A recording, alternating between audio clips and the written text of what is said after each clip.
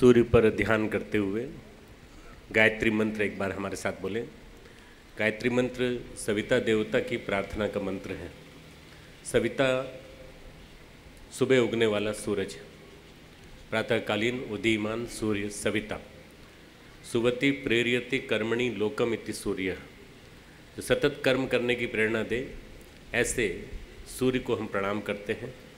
गायत्री मंत्र का देवता सविता है, इसलिए उस सविता को, अर्ली मॉर्निंग राइजिंग सन को हम प्रणाम करके गायत्री मंत्र से शुरुआत करते हैं।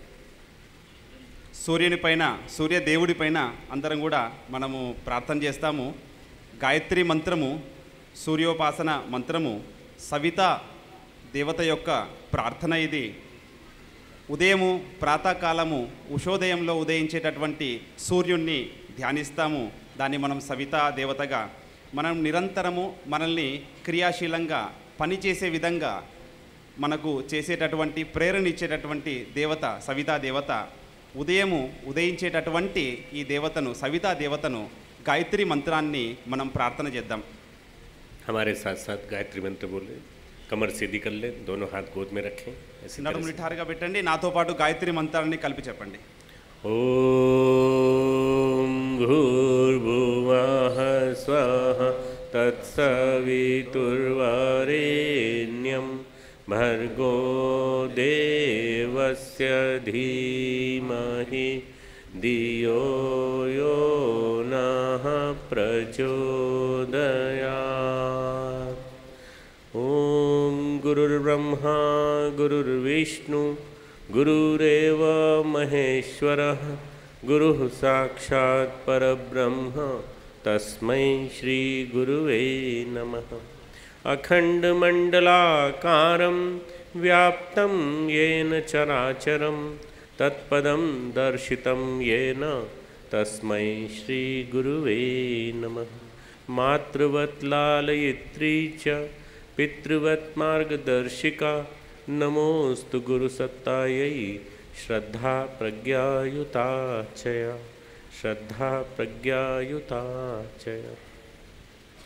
परम पूज्य गुरुदेव और परम वंदनीय माता जी की सूक्ष्म उपस्थिति में आज इस 108 कुंडी यज्ञ के हैदराबाद में आयोजित समारोह में मंच पर विराजमान हमारे गौड़ जी भाई साहब, सुब्बाराव साहब, रामकृष्ण जी और यहाँ उपस्थित सभी देवी स्वरूपा बहनों, देवतुल्य भाइयों, शक्ति स्वरूपा माताओं, हमारे चारों प्रांत के पधारे हुए अतिथिगण, सभी हमारे कार्यकर्ता भाइयों और हमारे यहाँ के सब स्वयंसेवकों, न्यूज़ और प्रिंट मीडिया के सभी भाइयों बहनों,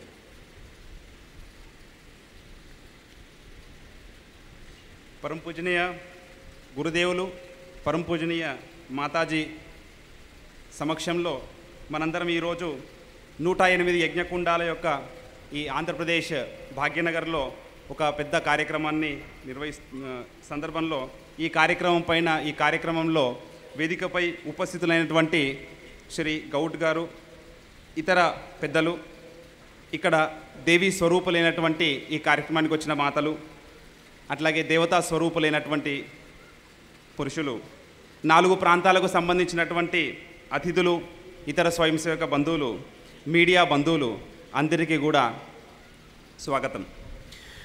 गुरु दीक्षा का क्रम आज हम करेंगे गायत्री महायज्ञ में. इससे पहले ये जाने कि कौन गुरु है हमारे, किन गुरु ने इतना महत्वपूर्ण ज्ञान, इतनी भारतीय संस्कृति की जो गहरी जानकारी थी वो लोगों ने हम तक नहीं पहुंचने दी, उसको उन्होंने पहुंचाने का प्रयास किया. ऐसे गुरु को आप पहले से भी जानते हैं, पर थोड़ा सा और जानकारी लें कि गुरु होता क्या है.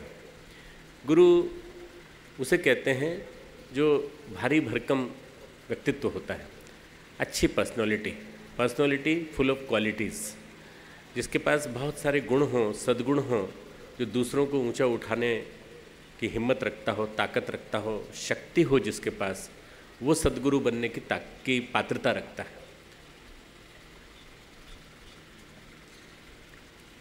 గురు దీక్ష మనము గాయత్రి మంత్రము దీన్ని తీసుకునే ముందు ఈ గురువు అంటే ఎవరు తెలుసుకునే ప్రయత్నం చేద్దాం.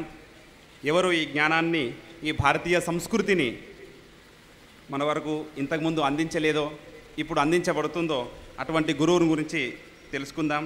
గురువు ఎవరో అనేటటువంటి విషయాన్ని ముందు మనం తెలుసుకునే ప్రయత్నం చేద్దాం. ఎవరైతే మంచి గుణాలు, మంచి క్వాలిటీస్ కలిగి ఉంటారో, ఎవరైతే అన్ని సద్గుణాలను కలిగి ఉంటారో, అందరిలో ఉన్నటువంటి మంచిని పెంపొందించే శక్తిని ఎవరైతే కలిగి ఉంటారో వాళ్ళే సద్గురువు. అటువంటి దాని గురించి తెలుసుకుందాం. आज जितनी ज़रूरत गुरु की समाज में है उतनी शायद पहले कभी नहीं थी, क्योंकि आज हम सबसे ज़्यादा कंफ्यूज्ड हैं, बहुत ज़्यादा भ्रम में हैं। भ्रांतियाँ ही भ्रांतियाँ हैं हमारे चिंतन में, हमारे मन में। कोई भी आके हमको बहका देता है, कहता है हम चमत्कार दिखाएंगे, तुम हमारे साथ जुड़ जाओ। चमत्कार दिखाने से कोई गुरु नहीं बनता। गुरु आदमी को अंदर से ऊंचा उठाता है, और गुरु सही अर्थों में आदमी को अच्छे गुण देता है, आदर्श देता है, श्रेष्ठता देता है, कुछ अच्छे मार्ग पर चलने की प्रेरणा देता है। जैसे रामकृष्ण परमहंस ने विवेकानंद को प्रेरणा दी, और विवेकानंद इतने ऊंचे उठे कि पूरी भारतीय संस्कृति की धर्म ध्वजा पताका को उन्होंने सारे विश्व में फहराया। ऐसा गुरु होना चाहिए, और ऐसा गुरु हो तो फिर विवेकानंद जैसे शिष्य निकलते हैं। ऐसे गुरु के हम लोग शिष्य हैं। परम पूज्य गुरुदेव पंडित श्री राम शर्मा आचार्य, परम वंदनीय माता भगवती देवी। ఈరోజు గురువు యొక్క అవసరం ఎంతైనా ఉన్నది. ఈరోజు సమాజంలో అనేక భ్రమలు మనసులు అనేక సందేహాలతో ఈరోజు సమాజం ఉన్నది. ఏదో చమత్కారాలను చూపెట్టినంత మాత్రాన ఒక వ్యక్తి గురువు కాలేడు. మనిషిలోని లోపలి నుండి భావాలను జాగృతం చేసేటటువంటి వ్యక్తి గురువు అవుతారు. మనిషిలోని గుణాలను పెంచేటటువంటి వ్యక్తి, మంచి దారిని చూపెట్టేటటువంటి ప్రేరణ కలిగించేటటువంటి వ్యక్తి గురువు అవుతారు. ఉదాహరణకు రామకృష్ణ పరమహంస వివేకానందలో ఎంతటి మార్పు తీసుకొచ్చారు. ఆ కారణంగా వివేకానంద ఎంత ఎత్తుకు ఎదిగాడో మనకు తెలుసు. ఇలా గురువు అత్యున్నత స్థాయికి తీసుకొని వెళుతారు. వివేకానందను మనం చూస్తాం. అట్లాగే పండిత రామ్మోహన్ శర్మ గారు, అట్లాగే పండిత మాతాజీ, వీరందరూ మనకు గురువులు. आज हम उन्हीं गुरु सत्ता से आपको जोड़ रहे हैं, जिनके साथ जुड़ करके हमने अपने आप को महान बनाया। आज हम जिस स्थिति में पहुँचे उसका कारण हमारे गुरु। नहीं तो एक साधारण डॉक्टर क्या कर सकता है? एक प्रैक्टिस कर सकता है, पैसा कमा सकता है, लाखों करोड़ों रुपए कमा सकता है, पर जिस स्थिति में आज गुरुदेव ने हमको पहुँचाया उसका मूल कारण ये है कि गुरु ने हमसे कहा समर्पण करो, हमने उनको समर्पण किया। आज हम आपसे कहते हैं कि आप अपने गुरु के प्रति, हमारे गुरुदेव पंडित श्री राम शर्मा आचार्य जी के प्रति समर्पण करें। जैसे बेल क्रीपर पेड़ के साथ चिपक जाती है तो ऊपर तक पहुंच जाती है, ऐसे ही अगर अपने को समर्पण कर दें तो हम न जाने कहाँ से कहाँ पहुँचते हैं। यह हमारे अंदर से आना चाहिए कि हम अपनी सारी क्षुद्रताओं को, संकीर्णताओं को, स्वार्थ को, अहम को गुरु को सौंप दें। गुरु फिर उनको निकाल करके अच्छा बना करके हमारे अंदर की पर्सनालिटी को बदल करके हमें ऊंचा उठा देगा, बहुत ऊंचा बना देगा। ఈరోజు మనం ఆ గురువు దగ్గరికి మనం వచ్చాం. ఈ గురువు యొక్క మహత్వం ఏమిటంటే, ఒక సాధారణమైనటువంటి డాక్టర్ ఏం చేయగలుగుతాడు? లక్షలు సంపాదించగలుగుతాడు, కోట్లు సంపాదించగలుగుతాడు. కానీ అతనిలో ఉన్నటువంటి మంచి గుణాలను, అటువంటి ఒక సాధారణ డాక్టర్ని ఈరోజు ఈ విధంగా గురువు చేయగలిగారు. మేము వారికి పూర్తిగా సమర్పణ చేశాము, వారు సమర్పణ చేయమన్నారు, సమర్పణ చేశాము, ఈ స్థితికి వారు తీసుకొచ్చారు. అంతేకాదు, సంపూర్ణ సమర్పణ చేస్తే గురువులు ఎంత ఉన్నతికైనా కానీ తీసుకొచ్చేటటువంటి శక్తి సామర్థ్యాలు కలిగి ఉంటారు. చెట్టుకు లతలు చుట్టుకొని ఉంటాయి, చెట్టు స్థిరంగా ఉంటుంది, లతలు దానికి అల్లుకొని ఉంటాయి. చెట్టును అల్లుకోవడం వల్ల ఆ లతలు ఎంత ఎత్తుకు ఎదుగుతాయో మనకు తెలుసు. అట్లాగే గురువును కలిసినప్పుడు పండిత శ్రీరామశర్మ ఆచార్యని మనము మనస్ఫూర్తిగా మన లోపల ఉన్నటువంటి క్షుద్రమైనటువంటి భావాలను ఆ గురువుకి మనం సమర్పణ చేస్తే, క్షుద్ర భావాలను, మనలో ఉన్న స్వార్థాన్ని, మనలో ఉన్న అహంకారాన్ని మనము గురువుకి సమర్పణ చేస్తే వారు వాటన్నిటిని శుద్ధి చేసి వాటన్నింటినీ తొలగించి మనలో ఒక మంచిని నింపి ఉన్నతి వైపు తీసుకెళ్లేటటువంటి వారు చేస్తారు. आज हम लोग 21वीं सदी में जी रहे हैं, 21st सेंचुरी। इतना ज़्यादा मॉडर्न साइंटिफिक डेवलपमेंट हो गया है कि आज आप हवा की तेज़ गति से भी, ध्वनि की तेज़ गति से भी ट्रैवल करते हैं। बहुत ज़्यादा फास्ट ग्लोबलाइजेशन, फास्ट अर्बनाइजेशन, शहरीकरण बढ़ता चला जा रहा है। ऐसे ज़माने में भी हम धर्म के क्षेत्र में भी पिछड़े हैं। कैसे? हमारा जो कीवर्ड था, पासवर्ड जिसको कहते हैं, किसी कंप्यूटर का पासवर्ड होता है, ऐसे कीवर्ड, अंदर की कुंजी को, अंदर के खजाने को खोलने का, उसका नाम था गायत्री मंत्र। उसको हमारे ब्राह्मणों ने और हमारे उन लोगों ने जिनको ये कहा जाता है कि जिन्होंने सोचा कि कीमती चीज़ किसी के हाथ में नहीं जानी चाहिए, उन्होंने इसको अपने पास रखा और गायत्री मंत्र उन्होंने कहा केवल ब्राह्मण कर सकते हैं और जाति वाले नहीं कर सकते, वैश्य नहीं कर सकते, शूद्र नहीं कर सकते, क्षत्रिय नहीं कर सकते। और ऐसा कहने से वो मंत्र रुक गया। विशेष रूप से आंध्र में, दक्षिण भारत के और भी तीनों प्रांतों में ये भ्रांति आज भी है। ये सारा के सारी सराहना, सारा के सारा श्रेय हमारे गुरुदेव को जाता है, जिन्होंने कि गायत्री सबके लिए है। जो गायत्री करेगा किसी का नुकसान नहीं होगा, हर एक का लाभ ही लाभ होगा। उन्हीं की वजह से गायत्री आज पूरे दक्षिण भारत के कोने कोने में पहुंच गई है, सब लोगों के अंदर संव्याप्त है। और वही गायत्री मंत्र हम आपको देने जा रहे हैं, जिसके माध्यम से गुरु के साथ जुड़ी हुई गायत्री आपके जीवन में लाभ करेगी। गुरु के बिना गायत्री में प्राण नहीं है। गुरु गायत्री देता है तो गुरु के साथ गायत्री जुड़ जाने के बाद आपके जीवन में एक मिरेकल आएगा, और वो मिरेकल होगा पर्सनालिटी का रिवोल्यूशन, एक चमत्कारी परिवर्तन आपके व्यक्तित्व में, एक ऐसा बदलाव जिससे कि आप समस्याओं को तुरंत सुलझा सकेंगे। आपकी परेशानियां आपके पास आएंगी ही नहीं। और आज तक कभी प्रगति नहीं होती थी, नौकरी में नहीं होती थी, व्यापार में नहीं होती थी, वो सब होने लगेगी, क्योंकि गायत्री सारी समस्याओं को अपने ऊपर ले लेती है और सब सुलझाने चालू कर देती है। ఈరోజు మనం 21వ శతాబ్దంలో ఉన్నాము. ఈరోజు చాలా మోడర్న్ అయిపోయింది సమాజం వేగవంతమైంది.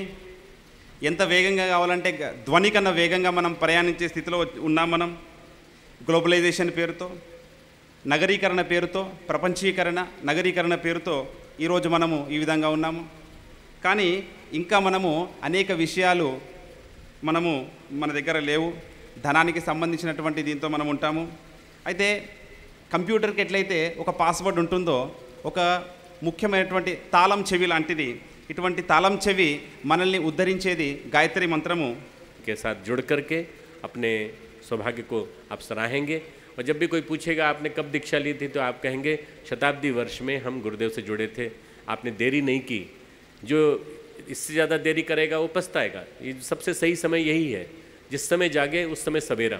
तो ये परम पूज्य गुरुदेव का जन्म शताब्दी वर्ष है। 6 से 10 नवंबर की तारीखों में शांति कुंज में लगभग 1-1.5 करोड़ लोगों की उपस्थिति में बड़ा कार्यक्रम होने जा रहा है। हम आपको आमंत्रित करते हैं। 6 नवंबर से 10 नवंबर के बीच में आप आइए, और वहाँ पर उस कार्यक्रम में सबको आमंत्रित किया है। आप सब लोग वहाँ आ सकते हैं और आ कर के अपनी भागीदारी कर सकते हैं। किसी प्रकार का कोई शुल्क नहीं है, किसी प्रकार का कोई पैसा नहीं देने का। आपको वहाँ आकर के अपने गुरु को श्रद्धांजलि अर्पित करनी है, जिनसे आज आप जुड़ने जा रहे हैं। ఈ సంవత్సరం ఒక విశేష సంవత్సరము. పరమ పూజనీయ గురుదేవుల గారి జన్మ శతాబ్ది ఉత్సవాలు 2011. 1911లో వారు జన్మించారు. తాజ్మహల్ దగ్గర, అంటే ఆగ్రా దగ్గర ఒక గ్రామంలో. వారు జన్మించగానే కొద్ది కాలంలోనే తపస్సు ప్రారంభించేశారు. వారికి గురుదేవుల యొక్క దర్శనం జరిగింది, శక్తిపాతం జరిగింది, జ్ఞానోదయం అయింది వారికి 15 సంవత్సరాల కాలంలోనే.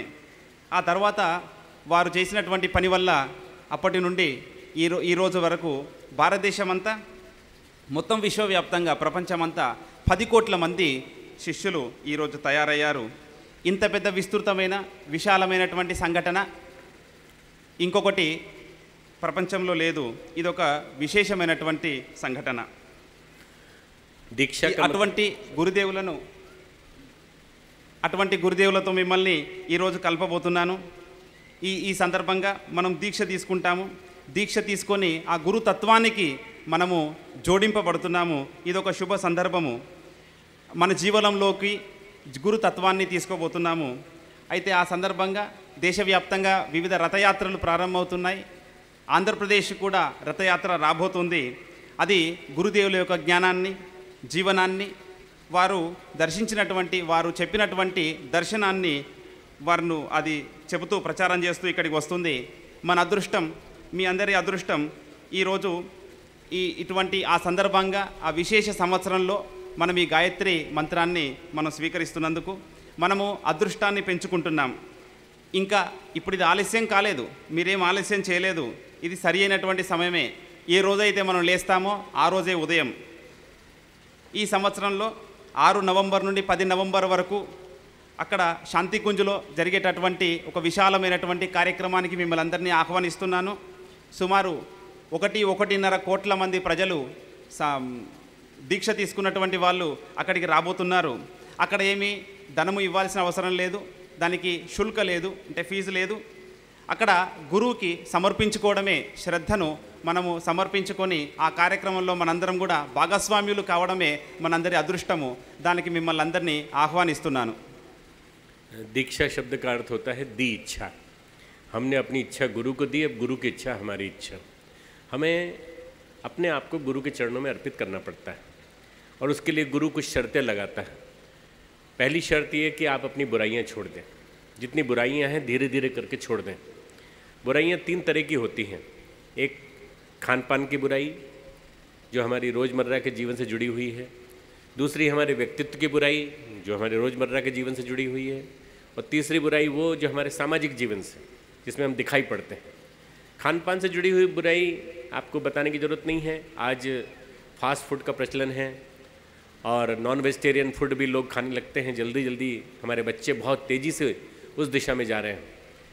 तो हमको ध्यान रखना चाहिए कि शरीर हमारा देवालय है। ये 9 द्वारे पूरे देही, 9 दरवाज़ों की आध्यात्मिक राजधानी है। इस आध्यात्मिक राजधानी को, इस शरीर को, काया को मंदिर मानकर हमें इसे हमेशा स्वस्थ बनाए रखना है। स्वस्थ के साथ साथ स्वच्छ बनाए रखना है, और स्वच्छ बनाने के साथ साथ पवित्र बनाए रखना है। तो हमको ध्यान रखना है कि हम कभी इसे गंदा ना होने दें। जैसे मंदिर में कोई मांस का टुकड़ा रख दे तो उस आदमी को ये कहा जाता है कि इसने बहुत गंदा काम किया है। ऐसे हम भी कभी गलती से कभी मुंह में मांस का टुकड़ा रख लें, अंडा रख लें, या कोई ऐसी चीज़ ले लें जो हमारे शरीर के लिए ठीक नहीं है, तो ये हमारे लिए बड़ी ख़राब चीज़ मानी जाती है और ऐसे में आपकी दीक्षा नहीं फलित होगी। तो दीक्षा लेने वालों को सबसे पहला वचन ये लेना पड़ता है, हम ऐसी चीज़ खाएंगे नहीं, ऐसी चीज़ पिएंगे नहीं जो हमारे जीवन में नशा लाती हो, जो हमारे जीवन को खराब बनाती हो, जो हमारी काया को भी और हमारे मन को भी जो भ्रष्ट करती हो, ऐसी चीज़ हमारे जीवन में ना आए। దీక్ష అంటే ధీ ఇచ్ఛ. మనము మన కోరికల్ని గురువుకి ఇవ్వటము, గురువు యొక్క కోరికల్ని మనం తీసుకోవటము, ఇదే దీక్ష అంటారు. గురువు చరణాలపై మన యొక్క తలను మనం పెడతాము. గురువు మనకు 3 నియమాలను పెడతాడు. ఈ నియమాలు, ఒకటి ఆ 3 చెడు తొలగించుకునేటటువంటి 3 నియమాలను గురువు మనకు పెడతాడు. అందులో ఒకటి మనం తినేటటువంటి ఆహారము. ఇది రోజు జీవనానికి, ప్రతిదినము జీవనానికి సంబంధించిన విషయము. రెండోది మన వ్యక్తిత్వానికి సంబంధించింది, ఇది కూడా దైనందిన జీవితానికి సంబంధించిన విషయమే. మూడోది సామాజికమైనటువంటిది. ఇందులో తినేటటువంటి విషయానికి సంబంధించి అధిక వివరణ అవసరం లేదు, మీకు అందరికీ తెలుసు. అనేక ఫాస్ట్ ఫుడ్లని, చెడును కలిగించేటటువంటివి మనము అనేకం దొరుకుతూ ఉంటాయి. వాటిని తినకూడదు, వదిలేయాలి. ఈ శరీరం అనేది దేవాలయము. 9 రంధ్రాలు కలిగినటువంటి ఈ యొక్క ఆధ్యాత్మిక రాజధాని. ఈ ఆధ్యాత్మిక రాజధానిని, ఈ శరీరాన్ని, ఈ కాయాన్ని జాగ్రత్తగా కాపాడుకోవాలి. ఇది ఒక దేవాలయము. అయితే దేవాలయంని ఎవరన్నా మాంసం ముక్కలు ఇటువంటివి పెడితే దేవాలయంలో మనం అది చెడు, తొలగించండి అంటాం, మనం పెట్టం. అట్లానే ఈ పవిత్రమైన దేవాలయంలో కూడా మాంసపు కండలు లోపలికి వేయకూడదు, మాంసాన్ని వదిలేయాలి. దీన్ని శుభ్రంగా, దీన్ని స్వచ్ఛంగా, దీన్ని పవిత్రంగా కాపాడుకోవాల్సినటువంటి అవసరం ఉన్నది. ఇది దేవాలయం కాబట్టి ఈ శరీరానికి మనము దీక్ష తీసుకునేటప్పుడు ఇక నుండి మనము ఈ మాంసాన్ని, శరీరానికి అహితం కలిగించేటివి అంటే హితం కలిగించనివి తీసుకోము అనేటటువంటి సంకల్పాన్ని చేయాల్సి ఉంటుంది. दूसरा जो बुराइयों का गढ़ है वो हमारा मन है. किसी की बुराई करना, एक दूसरे की बुराई करना, पीठ पीछे बुराई करना, कड़वा बोलना, झूठ बोलना, इसको इससे लड़ा देना, एक दूसरे से लड़ा देना, to talk ill of someone on the back of him, like using mobile phone, telling something, you know this happen, ऐसा हुआ, ऐसा हुआ, ऐसा हुआ. तो ये एक दूसरे को लड़ाने की प्रक्रिया है. ये आदमी के जीवन में धीरे धीरे करके उसके इरोजन, पर्सनालिटी का इरोड करने लगती. ईर्ष्या, किसी की प्रगति देखकर खुश न होना अमर्ष कहा जाता है. गीता में भगवान कृष्ण ने कहा है कि किसी की प्रगति देखकर खुश न होना. सब ऊंचा उठे, सबके अच्छे, सबका बड़ापन हो, उसमें कोई दिक्कत नहीं है. तो ये जो ईर्ष्या है, पीठ पीछे बुराई करना है, कड़वा बोलना है, गुस्सा करना है, खाना आ गया सामने और नमक कम है, नमक को क्या बोलते हैं? उप्पू, लवण कम है, तो उसको थाली को फेंक दिया उठा कर, इतना गुस्सा. और अगर मान लीजिए किसी दिन ऐसा हो जाए, भगवान नियम बना दें कि खाना आदमी को बनाना पड़ेगा और ऑफिस से लौट करके बहन आएगी लौट करके, तो वो अगर उस समय वो थाली उठा के फेंके तो कैसा लगेगा आपको? उल्टा हो जाएगा. ऐसी स्थिति में सबको सोचना पड़ेगा, हमको गुस्सा नहीं करना. जब थका हुआ आदमी आता है, पति आता है, तो पत्नी को भी गुस्सा नहीं करना. पहले उससे पानी पूछना, पहले उसको आराम से बिठाना. ऐसे प्यार और प्रेम और संसार भरा हुआ संसार जो है वो सच में स्वर्ग जैसा होता है. तो छोटी छोटी बुराइयाँ, एक दूसरे से जेलसी, एक दूसरे के प्रति गुस्सा करना, पीठ पीछे बुराई करना, कड़वा बोलना, झूठ बोलना और एक दूसरे को लड़ाना, ये काम हम नहीं करेंगे. हम आज से एक एक करके इन सब बुराइयों को छोड़ते हैं. రెండవది అతి ముఖ్యమైనది మనస్సు. ఇది ఇతరుల చెడు గురించి ఆలోచిస్తుంటుంది. అబద్ధాలు చెప్పటము, ఇతరుల గురించి చెడుగా ఆలోచించటము, వెనక నుండి మాట్లాడడము, అతను లేనప్పుడు అతని విషయాలు మాట్లాడడము, ఇద్దరి మధ్యలో కొట్లాటలు పెట్టించడము, ఈర్ష్య, ద్వేషము, ఇటువంటివి ఇతరులలో ఉండేటటువంటి మంచిని సహించకపోవటము, వాళ్ళలో ఉన్నటువంటి ప్రగతిని సహించకపోవటము, ఇటువంటి అన్నిటినీ భగవద్గీతలో భగవాన్ కృష్ణుడు చెప్పినట్లుగా ఇటువంటి అన్నీ మనస్సులో వస్తుంటాయి. ఉదాహరణకు చెబుతూ, భోజనం ముందు ఉంటుంది, భోజనం ఉన్నప్పుడు అందులో ఉప్పు తక్కువగా ఉందనుకోండి, వెంటనే ఉప్పు తక్కువగా ఉంది అని కోపగించుకొని ఆ ఉన్నటువంటి ఆ కంచాన్ని విసిరికొట్టేటటువంటి స్వభావము. ఊహించుకోండి, భగవంతుడు వ్యతిరేకంగా నిర్ణయించాడు అనుకోండి. భార్య అంటే మహిళ ఆఫీస్ నుండి వస్తుంది, పురుషుడు ఇంట్లో వంట చేసేటటువంటి నియమం పెట్టాడు అనుకోండి. అదే సమయంలో భార్య ఆఫీస్ నుండి వచ్చి అదే విధంగా ప్రవర్తిస్తే ఎట్లా ఉంటుంది ఊహించండి. ఇట్లా మనసులో ఇటువంటి స్వభావాలు రాకుండా మనము ఉండాలి.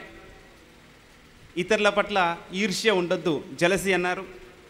కఠోరత, కఠినమైన అంటే ఇతరుల పట్ల దృఢంగా ఉండటము, చాలా దృఢంగా ఉండటము, అట్లాగే కొట్లాటలు పెట్టించేటటువంటి స్వభావము, అబద్ధం చెప్పేటటువంటి స్వభావము, పరోక్షంగా మాట్లాడేటటువంటి స్వభావము, వెనకాల నుంచి వెళ్ళి మాట్లాడేటటువంటి స్వభావము ఉండకూడదు. तीसरी जो बुराई है वो है दिखावा, प्रदर्शन. In medical language we call it exhibitionism, दिखाने की प्रवृत्ति. दिखाना मतलब मैं ज़्यादा हूँ, पैसे वाला हूँ, मैं ज़्यादा. तो उसमें क्या करते हैं हम लोग, बहुत ज़्यादा पैसा खर्च करते हैं, शादी में पैसा खर्च करते हैं, दहेज देते हैं, अपव्यय करते हैं. हमारा पैसा है, हम जैसा चाहे खर्च करें. पैसे को, नोट को होली जलाते हैं, दिवाली में जैसे जलाते हैं ना पटाखे, इस तरह से जलाते हैं, क्रैकर्स की तरह से. नहीं, समाज में कोई भी पैसा आपका अपना नहीं है. What you have earned is because of the cooperation of all. It is not because of your own earning. आपके अकेले का नहीं है. समाज में सबका सहयोग नहीं मिलता तो आप इतना नहीं कमा पाते, कोई भी हो, समाज में जो भी हो. इसलिए हमेशा आपको ध्यान रखना है कि सबके सहयोग की वजह से आपको पैसा मिला, आपको खर्च करने का अधिकार नहीं है. इसलिए अनावश्यक खर्च नहीं करना, अनावश्यक दुरुपयोग नहीं करना. अनावश्यक दुरुपयोग करने से आप समाज में बुराई चालू करते हैं. फैशन परस्ती, फिजूल खर्ची, दिखावा, जो आज समाज में फैल गया है, विशेष रूप से जब से मॉल कल्चर आई है और जब से मल्टीप्लेक्स और ये सब कल्चर आई है, तब से और ज़्यादा बढ़ गया है। हमारा देश जो है, इस देश में सबसे ज़्यादा मॉडल पैदा होने लगी। हमारे देश में ऐसी कल्चर पैदा हो गई जिसमें कि दिखावा ज़्यादा बढ़ गया। ऐसे में आप लोगों को एक संकल्प लेना है, सादगी का जीवन, ब्राह्मण का जीवन, तपस्वी का जीवन। इसका मतलब ये नहीं कि कुछ नहीं पहनेंगे, पहनो, सब कुछ पहनो, मौका आए तो पहनो, दिखाओ, पर वो इसलिए नहीं कि हमारे पास इतना सब कुछ है इसलिए हम दिखाने के लिए पहन रहे हैं, बल्कि कपड़े ज़रूरी हैं। इसलिए जो बचता है पैसा सादगी से, उस पैसे को समाज के लिए खर्च करिए, अच्छे काम के लिए खर्च करिए। ये यदि आप संकल्प लेते हैं तो आपकी दीक्षा फलित होगी। మూడోది చెడు విషయము మనల్ని మనం ప్రదర్శించుకోవటము. మెడికల్ టర్మ్లో ఎగ్జిబిషన్ అన్నారు. అంటే మనల్ని మనము ఎక్కువగా ఉన్న వాళ్ళుగా ప్రదర్శించుకోవటము. అంటే ఎట్లా, నేను చాలా డబ్బున్నవాడిని, నా దగ్గర డబ్బు బాగా ఉంది కాబట్టి నేను అతిగా ఖర్చు పెడతాను, విలాసవంతంగా ఖర్చు పెడతాను. పెళ్ళిళ్ళల్లో మనం చూస్తుంటాం, ఎట్లయితే ఖర్చు పెడుతుంటారో డబ్బుల్ని, ఎట్లయితే హోలిక దహనం అవుతుందో అట్లా డబ్బుల యొక్క దహనం అవుతూ ఉంటుంది. దీపావళిలో పటాకులు ఎట్లయితే పేలుతూ ఉంటాయో అట్లా డబ్బులు కూడా ఖర్చు అయిపోతూ ఉంటాయి. అయితే మన సంపాదన మన ఒక్కరి వల్ల సంపాదించే, మనం సమాజంలో జీవిస్తున్న మనం అనేక మంది పైన ఆధారపడి మనం సంపాదిస్తుంటాము. కాబట్టి సంపాదనకు అధికారము అందరిది, నా ఒక్కరిది కాదు అనేటటువంటి భావన ఉండాలి. ఖర్చు చేసే సమయంలో అవసరానికి మించి ఖర్చు చేయకుండా ఉండే స్వభావాన్ని మనం పెంచుకోవాలి. అయితే ఈరోజు సమాజంలో ఈ మాల్ కల్చరు, మల్టీప్లెక్స్ కల్చర్ వచ్చింది, అంటే ఈ సంస్కృతి ఇటువంటిది వచ్చిన తర్వాత ఖర్చు చేసే స్వభావం కూడా బాగా పెరిగిపోయింది. కానీ ఇటువంటి ప్రదర్శన కాకుండా సాధు జీవనము, బ్రాహ్మణ జీవనము అటువంటిది మనము అలవాటు చేసుకోవాలి. మనము అవసరమే, బట్టలు అవసరమే, కానీ ఎంతవరకు ఏది అవసరమో అంతవరకు దాన్నే మనము అవసరానికి మించి ఖర్చు చేయకుండా ఈ వచ్చినటువంటి డబ్బును ఇతర మంచి పనులకు, సమాజానికి ఉపయోగపడే పనులకు ఖర్చు చేసేటటువంటి అలవాటు పెంచుకోవాలి. भाइयों बहनों, आपको जो बातें बताई इनमें से जो आपको छोड़ते बने वो बुराई के रूप में छोड़ देना। हम अपने साथ ले जाएंगे, कल हरिद्वार पहुंच जाएंगे, माताजी गुरुदेव के चरणों में अर्पित कर देंगे अखंड दीपक के सामने, और आपके जीवन में अच्छाइयाँ आती चली जाएंगी। जैसे जैसे छोड़ेंगे वैसे वैसे अच्छाइयाँ आती चली जाएंगी। इसके अलावा कुछ नियम और हैं दीक्षा के। पहला नियम है उपासना। उपासना यानी परमात्मा के पास बैठना। परमात्मा गर्म है तो हम गर्म हो जाएंगे, परमात्मा ठंडा है तो हम ठंडे हो जाएंगे। अगर वो अच्छाइयों का समूह है, सद्गुणों का, श्रेष्ठताओं का समूह है, तो हम भी वैसे ही बन जाएंगे। God is defined as a ideals, qualities and virtues. अगर हम डेफिनेशन दें गॉड की, भगवान अच्छाइयों का, सत्प्रवृत्तियों का समूह है। भगवान को यदि सच्चे अर्थों में कहना है तो हम जगतगुरु कहते हैं अपने देश को, अपने विश्व को जगतगुरु बनने की बात कहते हैं हम। तो जगतगुरु बनेगा तो कैसे बनेगा? जगतगुरु बनेगा तो आदर्शों के माध्यम से, सत्प्रवृत्तियों में। कोई एक व्यक्ति जगतगुरु नहीं बनेगा। कभी कोई कहता भी आपके सामने आके कि हम जगतगुरु बन जाएंगे, तो हम जगतगुरु नहीं बनेंगे। जगतगुरु कौन बनेगा? सारा भारत बनेगा, क्योंकि सारे भारत को जगतगुरु बनने के लिए बनाया गया है, खड़ा किया गया है। ऐसे स्वरूप में आप भगवान को समझने की कोशिश करें। भगवान सत्प्रवृत्तियों का, श्रेष्ठताओं का, सद्गुणों का, all qualities, ideals and virtues combined together they form God. ऐसे के साथ बैठकर वैसे ही बन जाते हैं।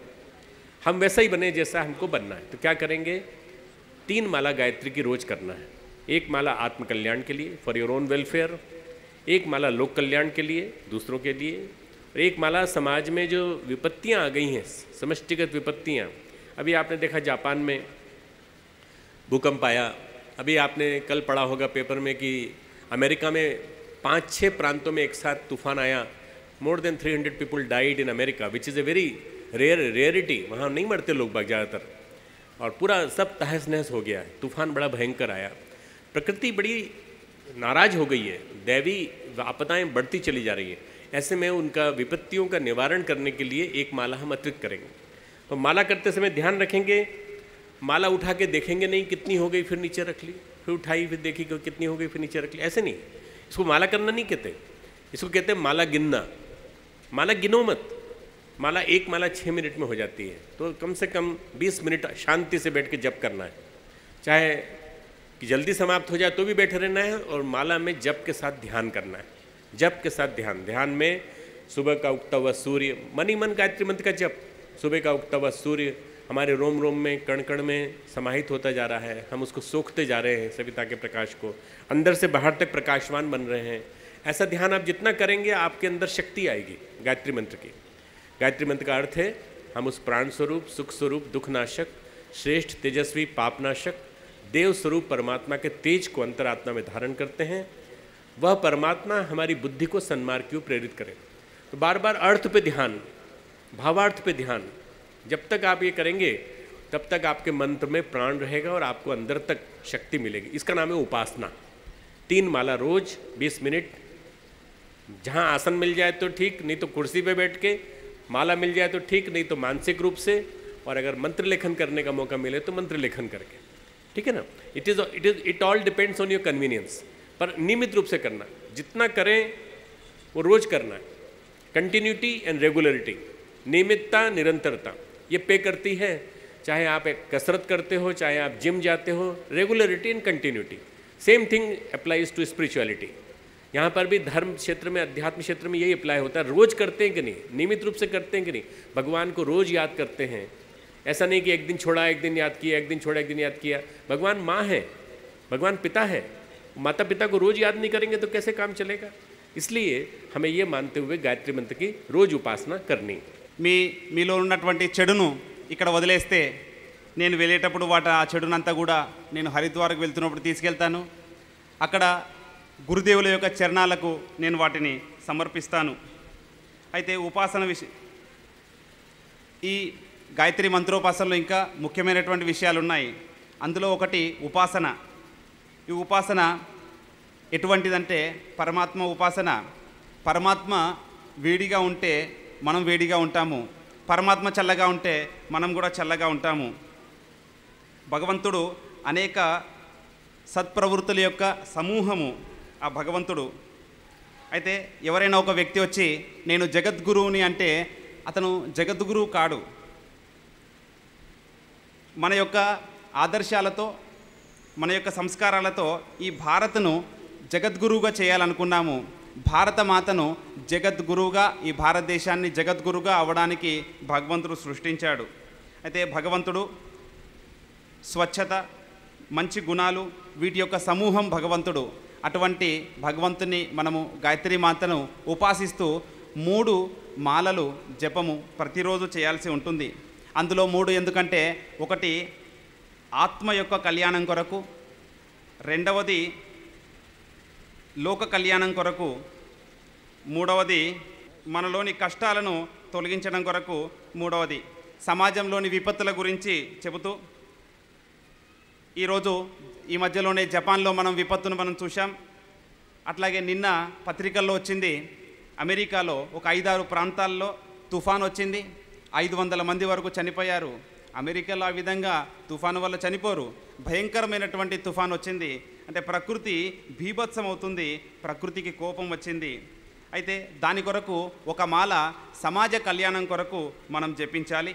అయితే ఈ మాల లెక్కించకూడదు, ఎన్ని అయినాయా అని తీసి చూసి మళ్ళీ కొద్దిసేపు అయినాక లోపల పెట్టుకొని ఇంకొద్దిసేపు కాగానే ఇంకా అయిందా లేదా చూసి ఇటువంటి పద్ధతిలో మనం చేయకూడదు. ఒక మాల పూర్తి కావడానికి కొంత సమయం పడుతుంది. ఒక 30 నిమిషాల పాటు ఇది మనం చేస్తూ మనము మాల చేయాల్సి ఉంటుంది. అయితే ధ్యానకన్నా ముందు మనము ధ్యానం చేస్తాము. ఈ ధ్యానము చేసేటప్పుడు మనలో ఆ సూర్య భగవానుడు అతని యొక్క తేజస్సు ప్రసరిస్తున్నట్టుగా మన శరీరంలో కణకణానికి, రోమ రోమానికి ఆ సూర్య భగవానుని యొక్క తేజస్సును మనము ఆవాహన చేసుకొని మనం చేస్తాము.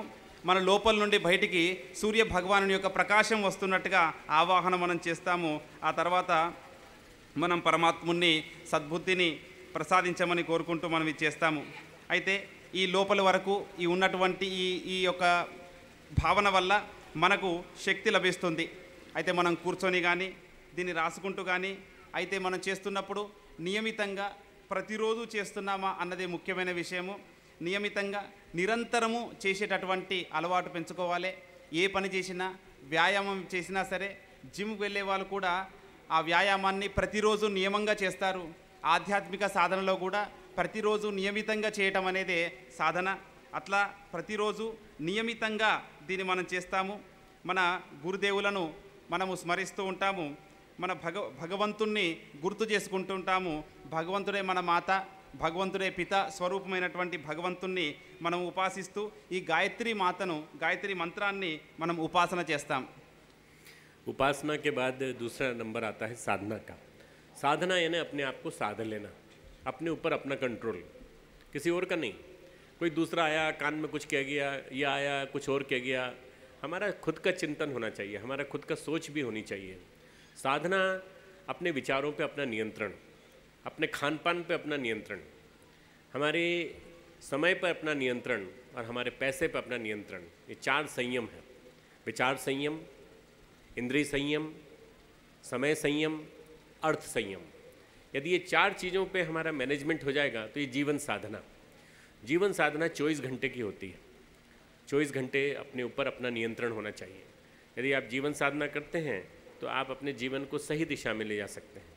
और भगवान से जुड़ने का एक सबसे अच्छा नियम यही है कि हम अपने जीवन को साधनामय बना लें. सुबह से शाम तक का नियम हो, हर चीज़ का नियम हो, उठने का नियम हो, सोने का नियम हो, काम करने के पूरा टाइम टेबल हो, उसके हिसाब से हम टाइम टेबल के हिसाब से काम करें. मैनेजिंग अवर सेल्स, मैनेजिंग अवर रिसोर्सेज, हमारे पास जो क्षमताएं हैं उनका सही ढंग से हम नियोजन करना सीखें तो सही अर्थों में हम अपने साधना के माध्यम से अपनी शक्ति को रोक सकेंगे. नहीं तो शक्ति बह रही है डेली. टीवी के सामने बैठ गए, 3 घंटा हो गया, 4 घंटा समय बर्बाद हो गया. न्यूज़पेपर उठाया, पढ़ा, सो गए थोड़ी देर के लिए, समय बर्बाद हो गया. एक सोने का रूटीन, आराम करने का रूटीन, खाने का रूटीन, हर चीज़ एक पूरा समय का टाइम टेबल बना के मैनेजमेंट का एक क्रम बनाना चाहिए. खान पान में एक खास बात बतानी है आपको. आपका साउथ बहुत अच्छी प्रिपरेशन बनाता है. साउथ की सारी प्रिपरेशन जितनी भी है वो सारे देश में फैल गई हैं पूरी की पूरी. खाने पीने में बहुत आनंद आता है, बहुत अच्छा लगता है. जो भी आदमी खाता है उसको बहुत अच्छा लगता है. पर ज़्यादा नहीं खाना. जब हम ज़्यादा खाते हैं तो हम में और जानवर में ज़्यादा फर्क नहीं रहता. गुरुदेव ने एक वाक्य कहा है, मनुष्य ही ऐसा जानवर है जो जब चाहे तब खा सकता है. मनुष्य ही ऐसा जानवर है. Man is the only animal who can eat when ever he wants. आप बहुत अच्छा खाना खा के बैठे हो, 2 डोसा खाया, 4, 5, 6, 8 इडली भी खा ली, और उसके बाद आपने फिर रोटी भी खा ली, चावल भी खा लिए. उसके बाद किसी ने कहा अभी जलेबी आई है बनकर, मालूम नहीं जलेबी यहाँ मिलती है कि नहीं, परंतु कोई मिठाई आई है बन के. तो आपने कहा 1-2 चल जाएगी, बोले हाँ 4-5 चल जाएगी, कोई दिक्कत नहीं. पेट भरा है इसके बाद भी खा लेते हैं. ये हमारे साथ बड़ी विडंबना है.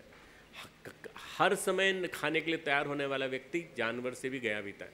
शेर शिकार करता है तो खाने के बाद वो 4 दिन में पचाता है, तब तक बीच में सामने से हिरण आ भी जाए तो नहीं खाता, नहीं शिकार करता. कोई कहे भी उससे कि भाई साहब आप खा लीजिए, नहीं खाएगा. वो कहेगा हम जिस दिन भूख लगेगी उस दिन शिकार कर लेंगे. आपको भी ऐसे होना चाहिए, भूख लगेगी तो खाना खाएंगे, नहीं तो नहीं खाएंगे. अगर ऐसा हो जाए तो आप देखिए आपका शरीर प्योर, मन प्योर, अंदर से पायसनेस निकलने लगेगी और आपकी जीवन साधना फलित होने लगेगी.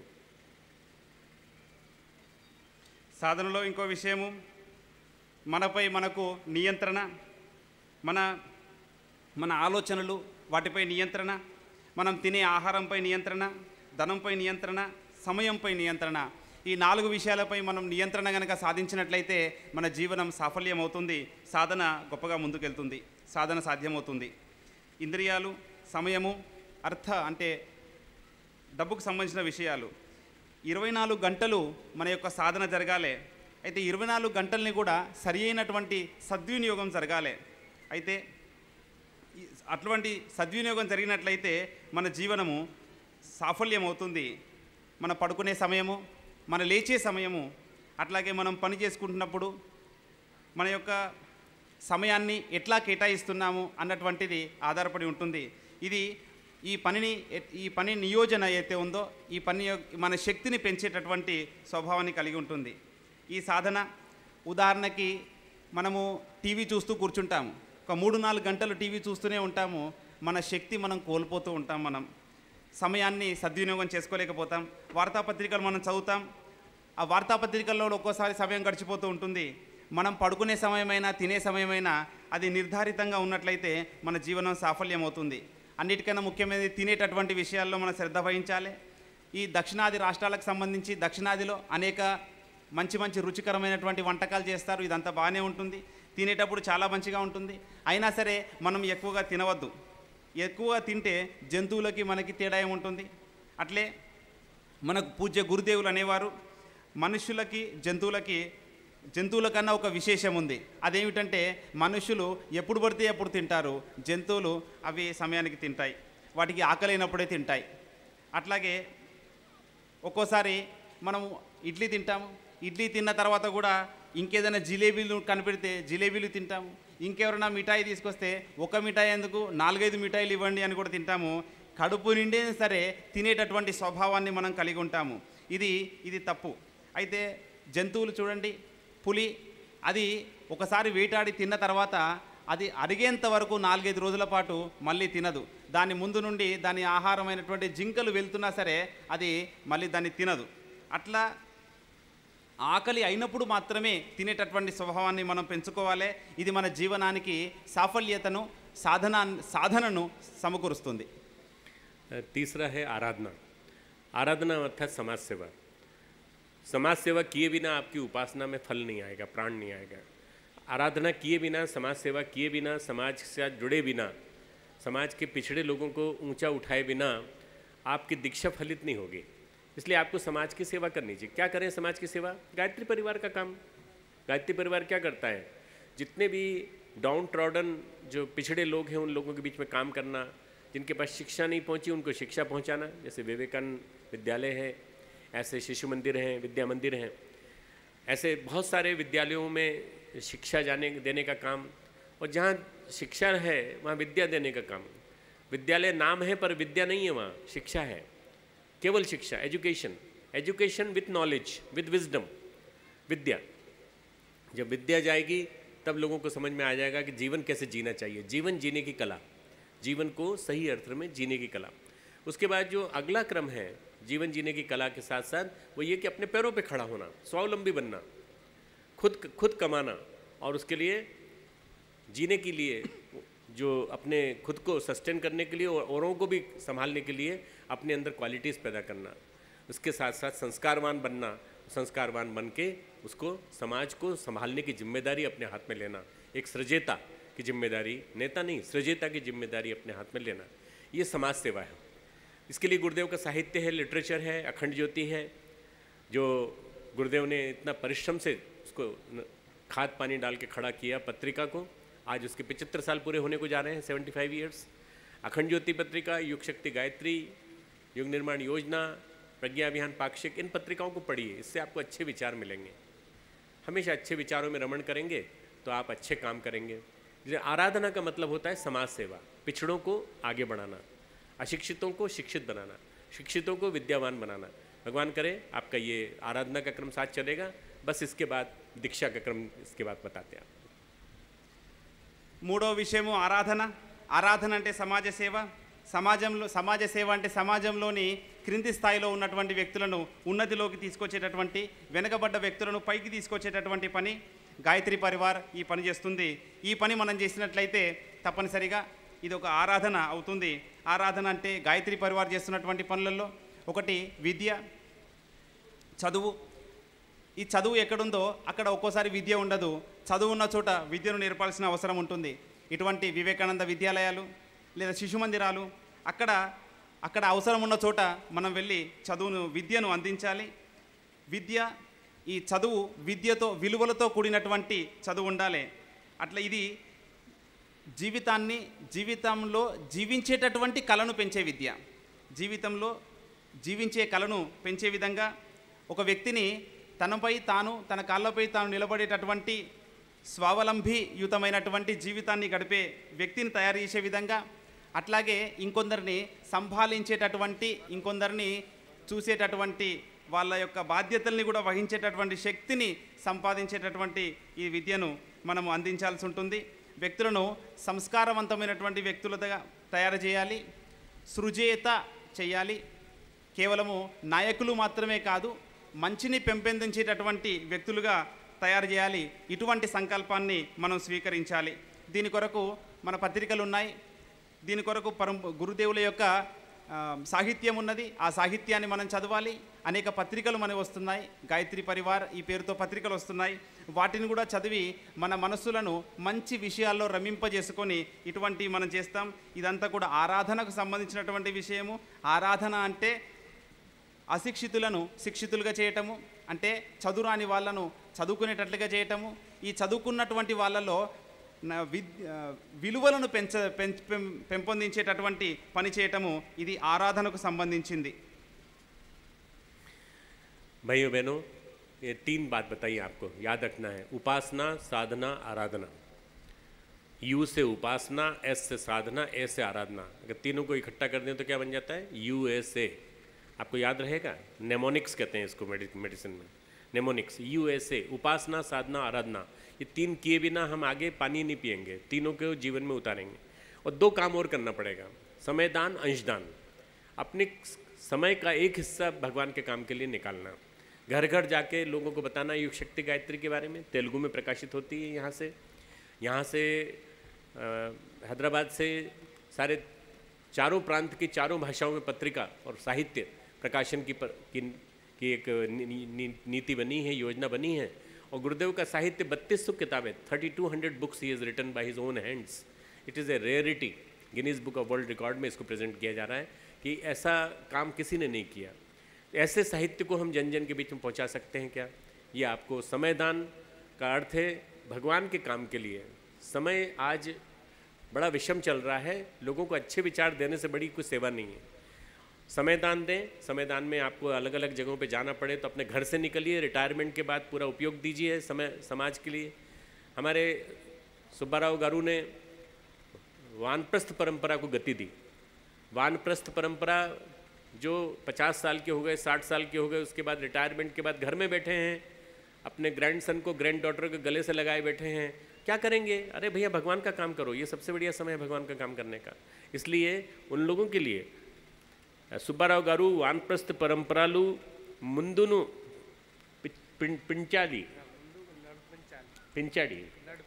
नड़पिंचाली. मैं तेलुगु में बोलने की कोशिश की मैंने कि उन्होंने सुब्बाराव गारू ने इसकी परंपरा को गति दी. बहुत बड़ी बात.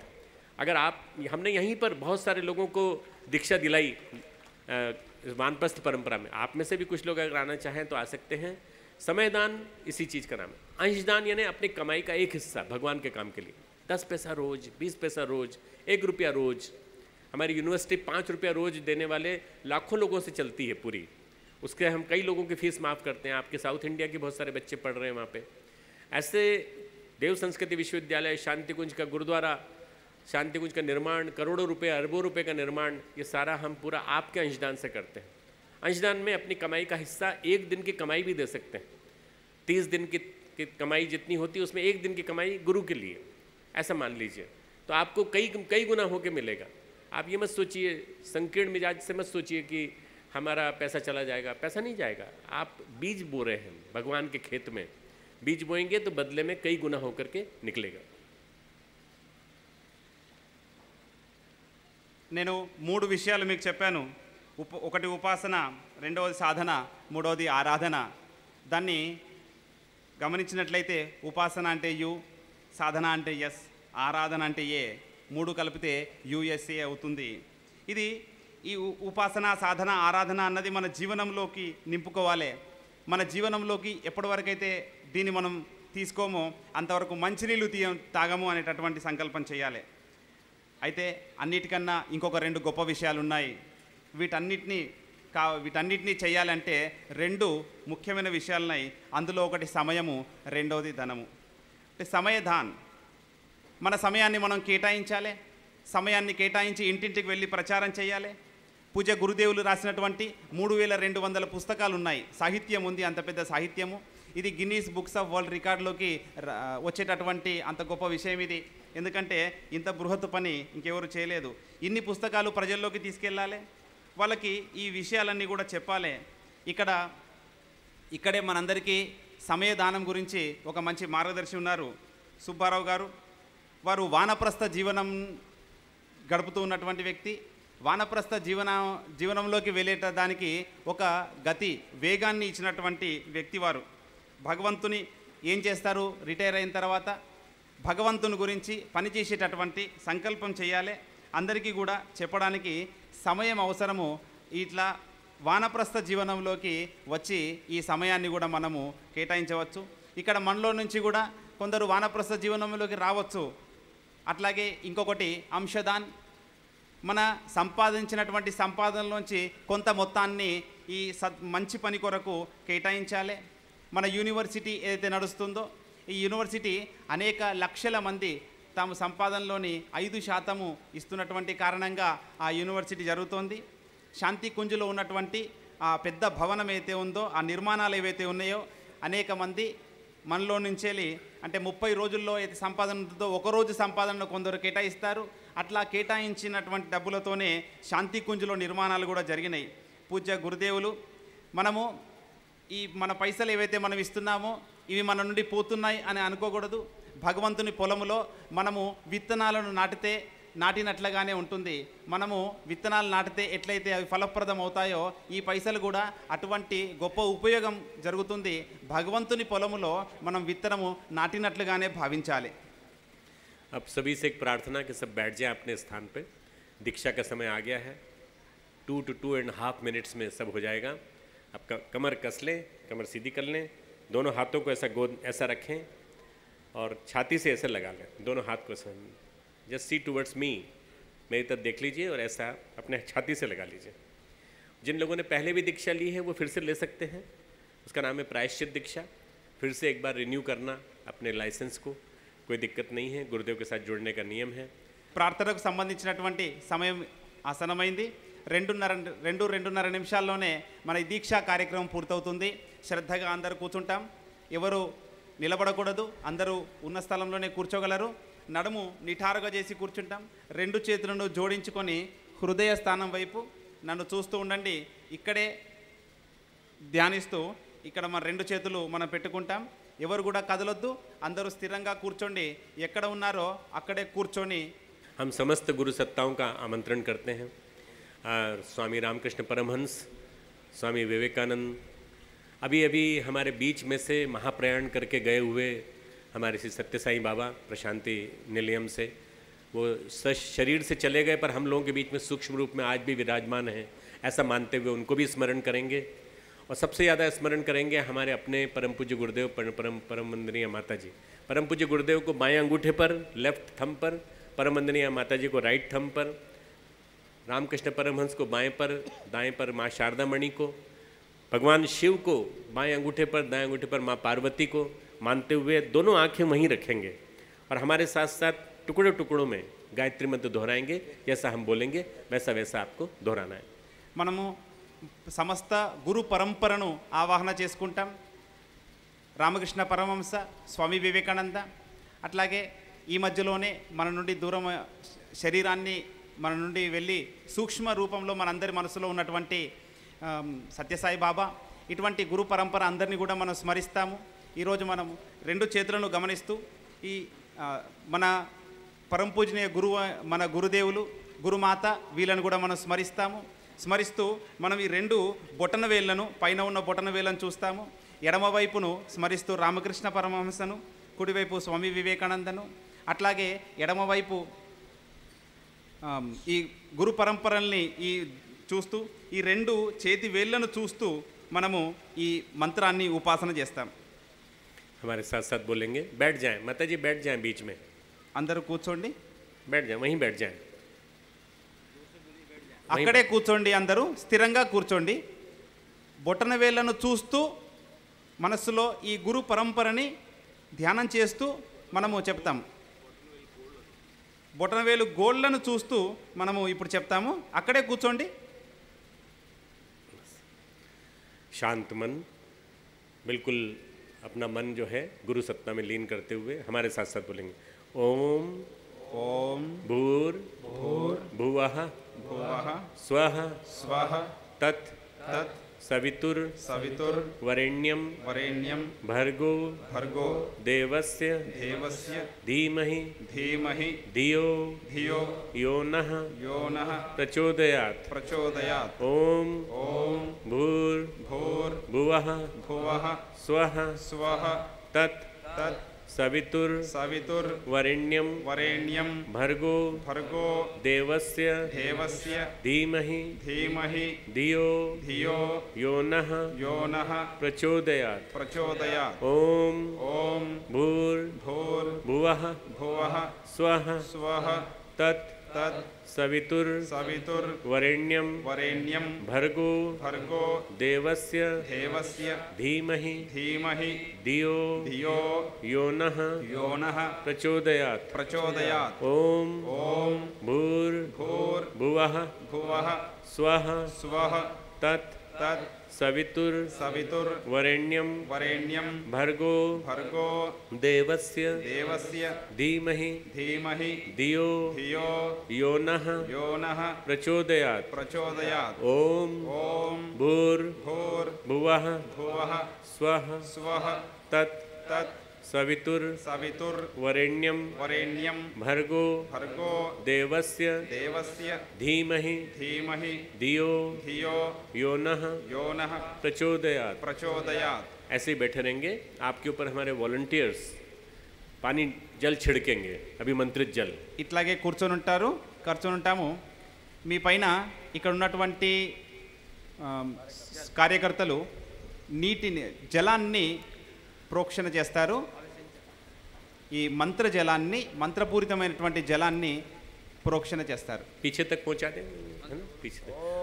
ओम आपोहिष्ठामयो भुवः तान ऊर्जे दधातन महेरणाय चक्षसे ओम यो वाह शिवतमो रसः तस्य भाजयते हनः उशतीरिव मातरः ओम तस्मा अरंगमामवो यस्य क्षयाय जिन्वथ आपो जन यथा च नः ओम भूर्भुवः स्वः तत्सवितुर्वरेण्यं भर्गो देवस्य धीमहि धियो यो नः प्रचोदयात्।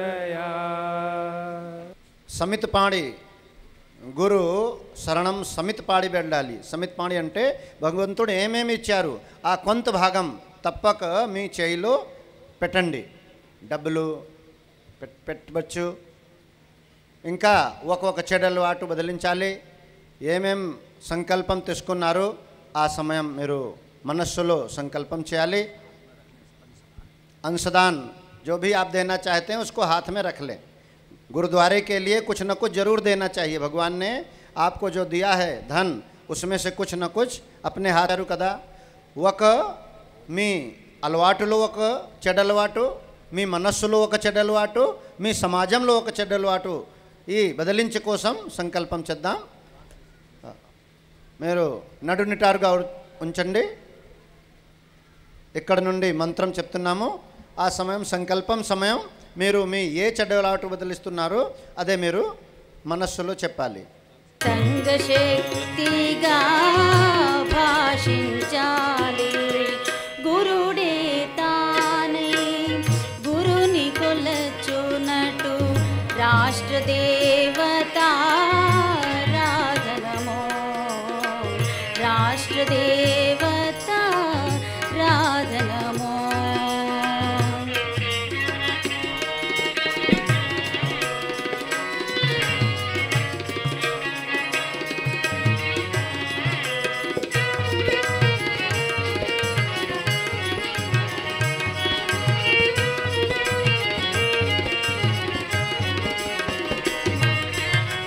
तनु मन जीवन त्यागरागमुला नित्य साध